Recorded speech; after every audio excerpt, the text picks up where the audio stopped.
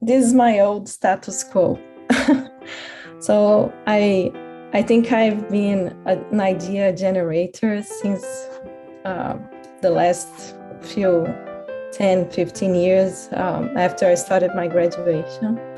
I realized that I've chosen the profession that I really love and I felt 100% fit in. And then it just came to my mind that I have a lot of ideas and it's easy for me to see opportunities. And it also made me have exactly this meme over here. To have a lot of ideas on paper and new ideas come and I don't know how to implement or I didn't do anything about the past ideas. So this is a challenge that I was facing. And I put here a lack of mental organization, frustrated by not being able to do all the things I would like on time, overwhelmed with ideas, forgetting and not doing a plan to implement them. And also FOMO, that is fear of missing out, related to fear of not being updated enough to new technologies, new apps, tutorials, plugins, and everything. Because from these past years, a lot of bunch of new technologies emerged. And I was feeling like, whoa, this is amazing. So with this technology, I can implement that idea that 5 years ago was not possible. Okay, but I need time to learn this technology. If not, I won't be able to express the idea that I had. So I was with all of these things on my mind. So my ordinary world would be a big traffic jam of ideas generator, not organizing them, a lot of courses to do. So George called my attention saying, hey, you're losing money, because I used to buy a lot of courses and I didn't organize myself to do them. So I was spending money on things that were great, but not using it. So you're losing money. And this is one of my small improvements that I've done. No clear direction, repeating same processes and expecting something different to come. Collecting data all the time with no plan how it was going to use, a lot of engagements with no leads. I felt just like this guy over here, that a lot of heavy weight on the mind. So my call to adventure, let me give a zoom over here. I felt just like this astronaut over here, because at this point, I already have the lifelong learning mindset on me. So I felt like this astronaut, that the guy did such an amazing thing to go to the space, but with no cord, with no direction, he will be lost, right? He done such an amazing effort to go there, and he have an amazing view, but now what? So I really felt like this guy over here. So I was already doing some research for improvement, and it sounded like an opportunity, like a blessing. I got the invitation from the managers, and I felt prepared to start this journey with the proper guidance, because, as I said, I already had this lifelong learning into me. So the refusal to call, I thought here, is this a messy method? I was thinking, this model is so complicated. It's not organized. It's not intuitive. Have a lot of short videos. Why not just do 1 10-minute video that I can concentrate? I could not get into that point. What's the point of having such a visual messy on the moral? And then meeting the mentor, I put here curious mind, because I was here based on the previous one. I saw that messy mural, and I was thinking, should I believe on this method? And then I had the first meeting with George, and I thought that was amazing. So it was great. I was very curious in the beginning to learn, how should we not organize that messy wires on mural to make everything be intuitive, and I could extract the best of the scores. So I was able to have my voice heard with George. That was great. We had an instant bonding, was amazing. I got interesting advices on how to work better with what I was struggling at the time. So I started doing the charts and the daily diary and everything. And I started to believe, say, hey, it's very interesting.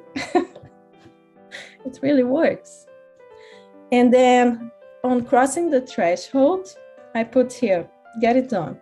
Done is better than perfect, because I was starting to paper. I started putting on the paper all the goals that I would like to achieve in my professional life. And by that time, it was everything on my mind only. I bought a notebook to have it always close by and never forget the idea that come, because I have something that my ideas, they usually don't come when I'm here with the computer. They usually come when I'm doing the dishes, when I'm taking a shower, when I'm watering my plants, and then this, I have to put in a note. And sometimes when I'm falling asleep too. And I remember something that I told George that I saw in one of my art books, that Salvador Dali, he used to take some naps, some siestas after lunch.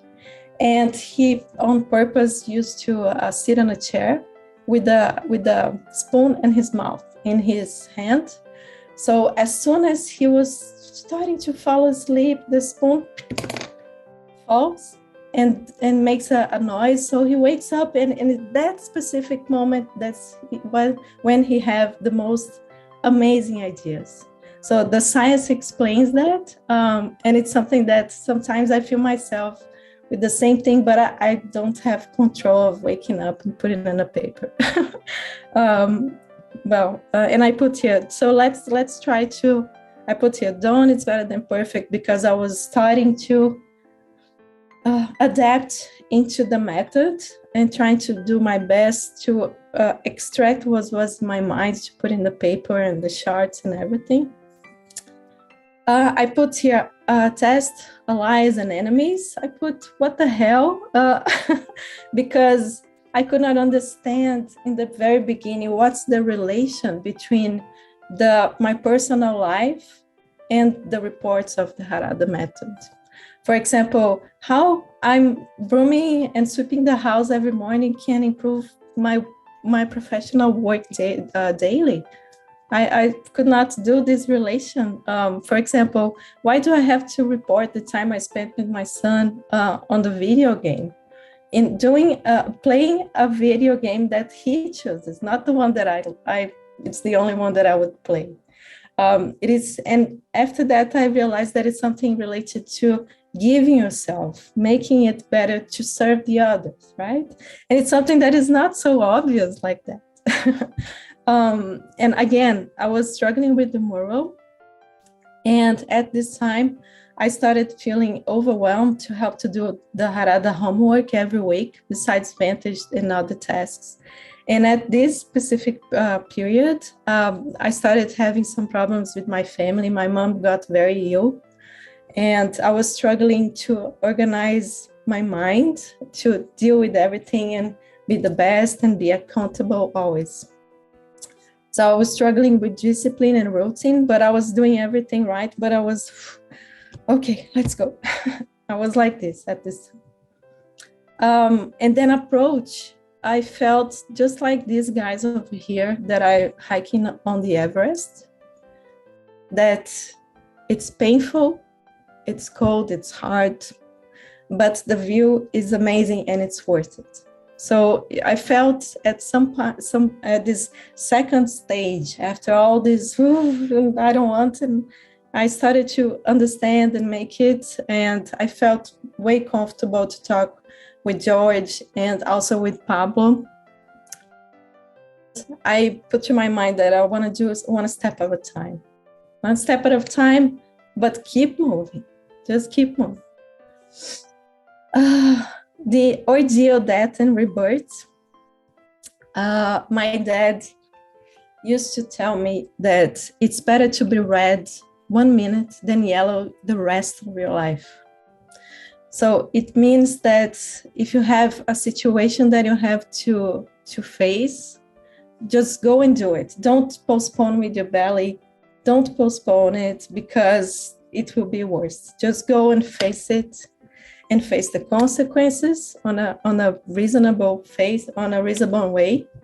And I had a situation with George that I was so sensitive about my mom's situation. And I have to tail the, how's it called, George again? Tail the tiger. I forgot the expression. Grab the tail. By the tail. Grab the tiger. And it was, no, George, not now. I can't do this now. And I was feeling so mentally stressed in that period because I really needed to do this situation, but I was postponing because I thought that wasn't the proper time.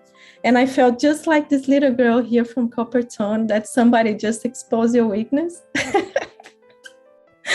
And I said, wait, no. And I felt a lot of mixed feelings. But after this, it gave me a lot of courage to face new challenges. And thank you, George, for this. So the reward seizing the sport was that I am feeling sharp.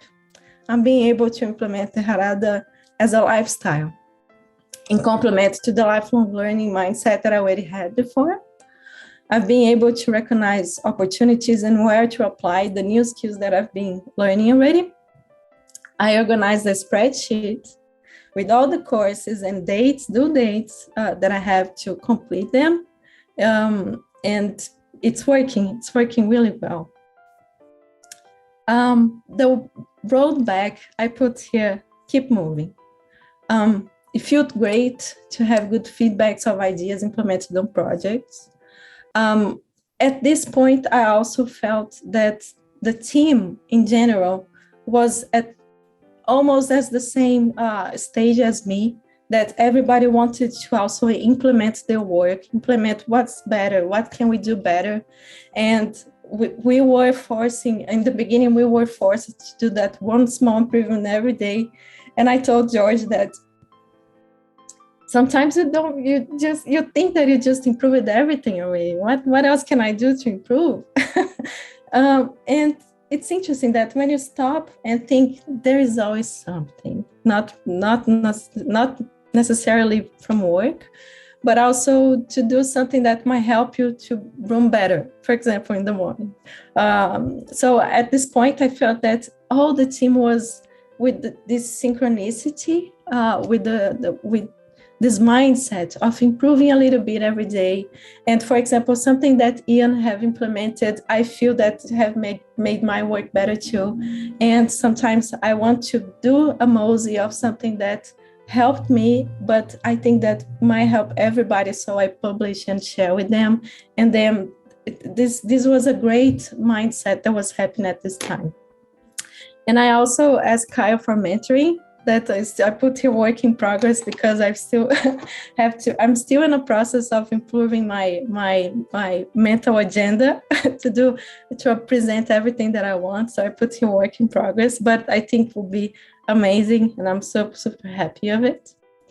Of the resurrection, I put here a truck that says we fit and didn't fit because a few weeks ago, I have a 13-year-old son, and he told me, "Mom, you're too old. You're too old. You don't know how to use Snapchat. You don't use TikTok. You're super old." And I felt, why do you think I'm old?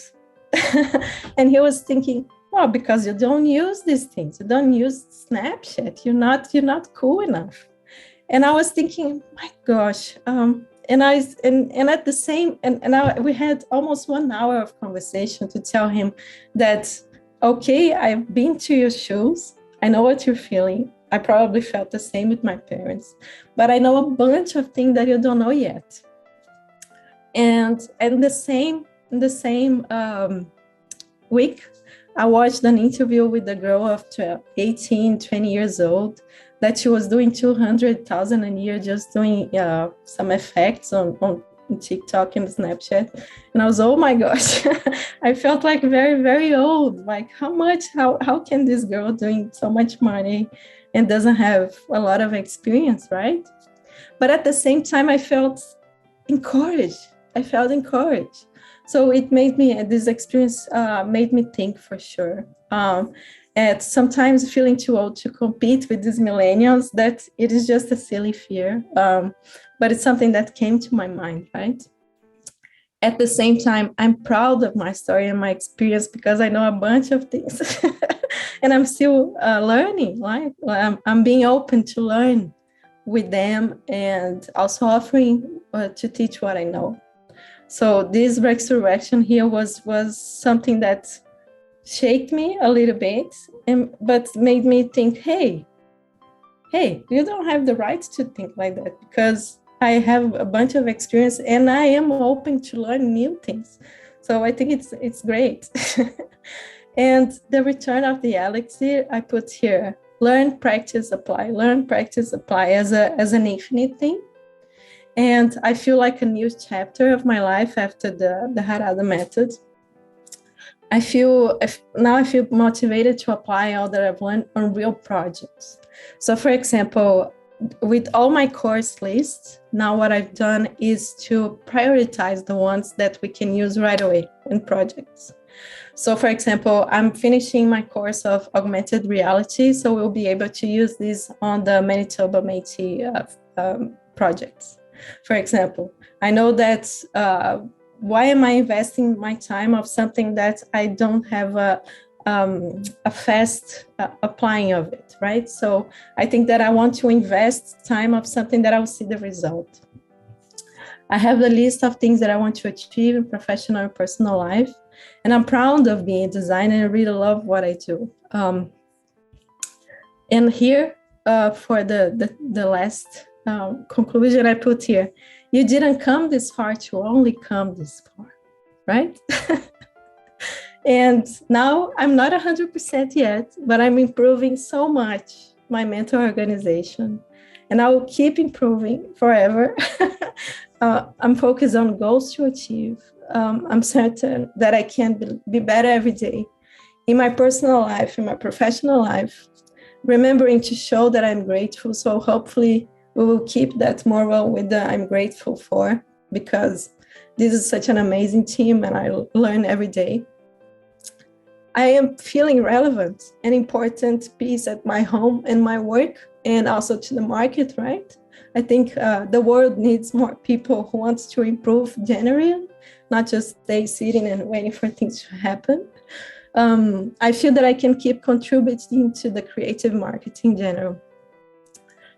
So this was my very, very full of memes, my hero journey. And I think that it doesn't finish here, right? We just, sometimes I think it just continues and we have new chapters, new journeys.